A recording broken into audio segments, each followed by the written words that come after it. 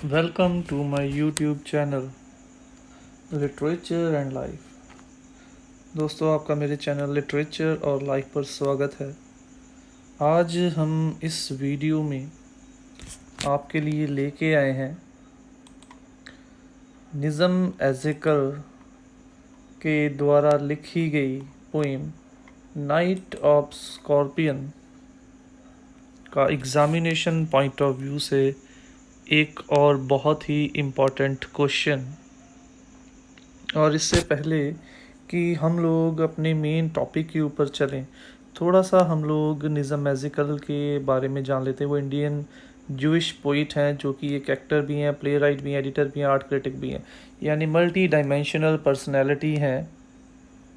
और उसके साथ साथ उनको उनकी इन्हीं मल्टी डायमेंशनल पर्सनैलिटीज़ की अलग अलग क्वालिटीज़ के लिए साहित्य अकादमी अवार्ड के साथ भी पुरस्कृत किया गया था। और उनकी पोइट्री में हम लोगों को ह्यूमर और प्रेजेंट डे पीपल की फॉयलीज और फॉयबल्स, कमज़ोरियाँ और वीकनेसेस को हाईलाइट करने की क्वालिटी भी हमें नज़र आती है। और अब हम लोग स्टार्ट करते हैं अपना आज का topic, that is Nissim Ezekiel's night of the scorpion.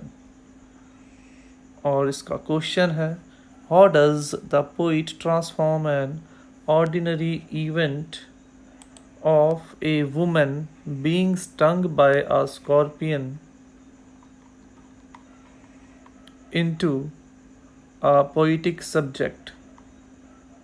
ठीक है, कि किस प्रकार से एक साधारण सा इंसिडेंट क्या है कि पोइट की माँ को एक बिच्छू ने डंक मार लिया। तो एक पहली नज़र में देखें तो एक बिल्कुल साधारण सा इंसिडेंट है, और क्वेश्चन हमारा क्या है कि कैसे पोइट ने इस साधारण से इंसिडेंट को एक कविता की विषय के रूप में कैसे ले लिया है। और उसके साथ साथ जो और मेन चीज़ इस पोइम में पता चलती है वो ये है कि पोइट ने एक साधारण से इंसिडेंट से कैसे रूरल लाइफ की अलग अलग चीज़ों को प्रेजेंट करने की कोशिश की है। जैसे सबसे पहली चीज़ जो प्रेजेंट की है वो हम लोगों ने देखा है, that is relationship between family and the village community, समाज और परिवार के बीच का रिश्ता। दूसरा, गांव के लोगों का अंधविश्वासी धारणाएं। तीसरा, पोइट के फादर का सेप्टिक रैशनलिस्ट होना और उसकी माँ को इलाज करने का तरीका डिफरेंट होना। और सबसे लास्ट, पेरेंट्स का या मदर्स का अपने बच्चों के प्रति सेल्फलेस लव और सेक्रीफाइस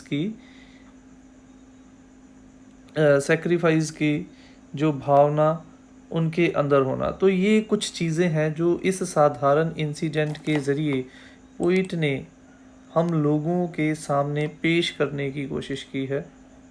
और दूसरा question, how does the poet present the selfless love of a mother for her children. और दूसरा क्वेश्चन बन जाता है कि कैसे एक साधारण से इंसिडेंट के ज़रिए पोइट ने माँ के निस्वार्थ प्यार, अपने बच्चों के प्रति निस्वार्थ प्यार को हमारे सामने उजागर करने की कोशिश की है। तो ये कुछ मेन क्वेश्चंस बनते हैं हमारे एग्ज़ामिनेशन पॉइंट ऑफ व्यू से। और आज हम इन्हीं क्वेश्चंस को डिस्कस करेंगे one by one.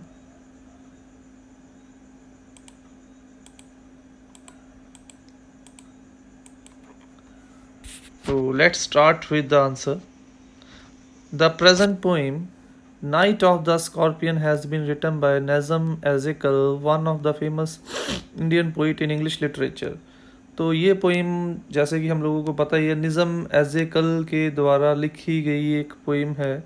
His important poems, उनकी इम्पॉर्टेंट पोइम्स इंक्लूड करती हैं नाइट ऑफ द स्कॉर्पियन, और एक और पोइम जो हम लोगों ने पढ़ी उसमें भी ह्यूमर के साथ साथ पोइट ने उस समय के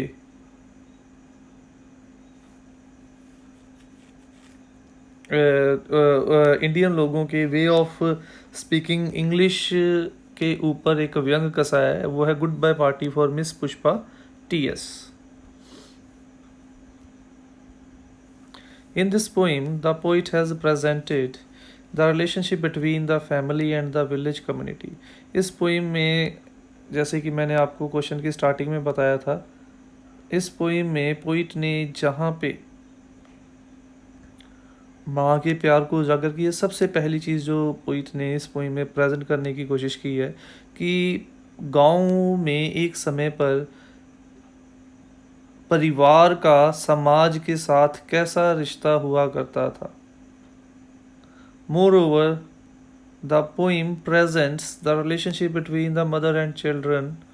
और दूसरा रिश्ता जो इस पोइम में प्रेजेंट किया है पोइट ने, वो है माँ बाप का या पेरेंट्स का अपने बच्चों के प्रति किस प्रकार का निस्वार्थ प्यार और कुर्बानी की भावना होती है। It also presents the selfless love of a mother for her children. इस पोइम में पोइट ने जो सबसे लास्ट में चीज़ प्रेजेंट की है, वो माँ बाप का या माँ का अपने बच्चों के प्रति निस्वार्थ प्यार और कुर्बानी की भावना, उस चीज़ को भी पोइट ने प्रेजेंट की है। The mother of the poet was stung by a scorpion.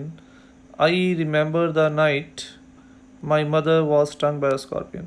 तो पोइम का इंसिडेंट क्या है कि पोइट की मदर को एक बिच्छू ने डंक मार दिया था, और पोइट उस इंसिडेंट को आज तक भी भुला नहीं पाया। और ये पोइट के बचपन की बात है जब उसकी मदर को एक बिच्छू ने डंक मार दिया था। If we see it is a normal incident. अगर हम लोग देखें तो ये साधारण सा इंसिडेंट है, किसी के साथ भी ये हो सकता है, but the poet has taken it as a subject to present the love, affection and care of a mother for her children. अगर देखें तो ये एक साधारण सा इंसिडेंट है, बट पोइट ने इस साधारण से इंसिडेंट के ज़रिए जहाँ पे लोगों के रिश्ते के लोगों के परिवार के समाज के साथ रिश्ते, लोगों का अंधविश्वास और को बताया है, वहीं पे पोइट ने इस पोइम के ज़रिए माँ बाप का अपने बच्चों के प्रति निस्वार्थ प्यार भावना जो है उसे भी उजागर करने की कोशिश की है। He tells that after hearing about the people of village gather there to help his mother. तो पोइट बताता है इस चीज़ को सुनने के बाद गांव के लोगों ने वहाँ पे इकट्ठा होना शुरू कर दिया था। तो ये चीज़ दिखाती है कितना क्लोज रिलेशनशिप था, और वो वहाँ पे इसलिए इकट्ठा हो रहे थे ताकि वो अब पोइट की मदर की कोई ना कोई मदद कर सके। बट वहीं पे पोइट की मदर ने इस चीज़ को इस चीज़ को और किस चीज़ के लिए हाईलाइट करने की बात की, पोइट ने इसी इंसिडेंट के ज़रिए लोगों के अंधविश्वास को हाईलाइट करने की कोशिश भी की है। The peasants came like swarms of flies. तो ये देख के अच्छा लगता है कि इतनी अटैचमेंट थी, बट वहीं पे लोग वहाँ उस समय के लोग काफ़ी अंधविश्वासी भी थे, और उनका पहला अंधविश्वास था एंड बस the name of God 100 times. उनका ये मानना था कि भगवान का नाम जपने से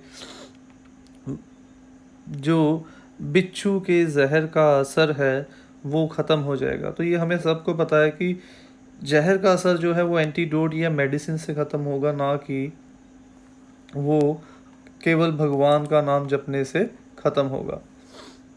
दूसरी चीज़ जो पोइट ने प्रेजेंट किया, on the other hand some people tried to find the scorpion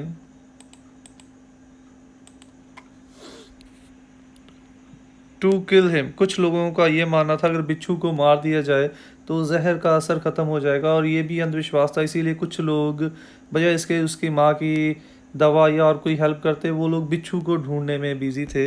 with every movement that the scorpion made his poison moved in mother's blood. और उनका ये भी धारणा था अगर बिच्छू नहीं मिल रहा तो कम से कम वो मूव ना करे, क्योंकि उनका ये मानना था जैसे जैसे बिच्छू मूव करेगा वैसे वैसे बिच्छू का जो जहर है पोइट की मदर के बॉडी में या ब्लड में मिक्स होता चला जाएगा। यानी कि वो इस चीज़ के प्रति भी अंधविश्वासी थे कि जहर का जो असर है, जहर जो है वो बिच्छू के चलने से नहीं बल्कि जहर जो है ब्लड के साथ मिक्स होने से मूव ऑन करेगा। Some people to cat as the punishment of her sins of her previous birth. कुछ लोग इस चीज़ को उसके पिछले जन्मों के पापों की सजा भी मान रहे थे।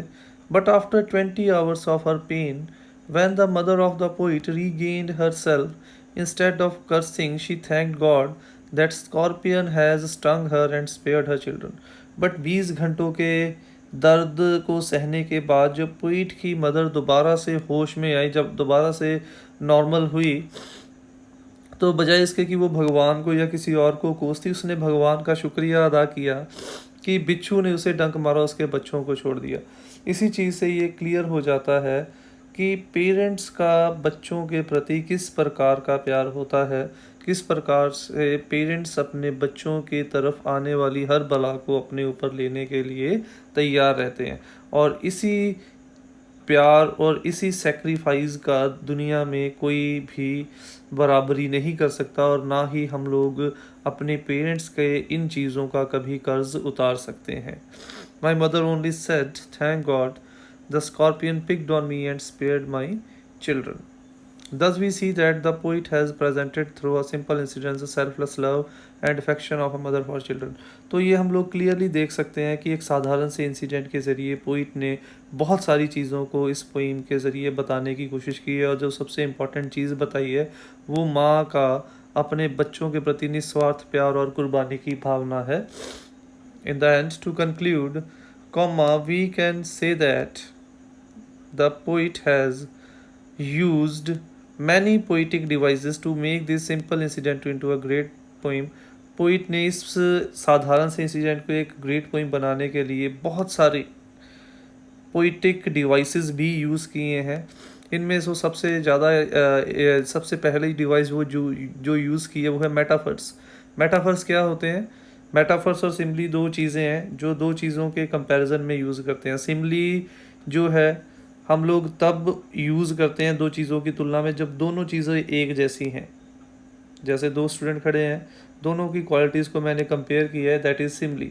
और मेटाफर वो है जब हम लोग दो डिसिमिलर, दो अलग अलग चीज़ों का एक दूसरे के साथ कंपैरिजन करते हैं। जैसे मैं कई बार किसी सूरज का किसी पर्सन के साथ कंपैरिजन कर दूँ, दोनों चीज़ें अलग अलग हैं बट मैंने तुलना कर दी, दैट इज़ मेटाफर।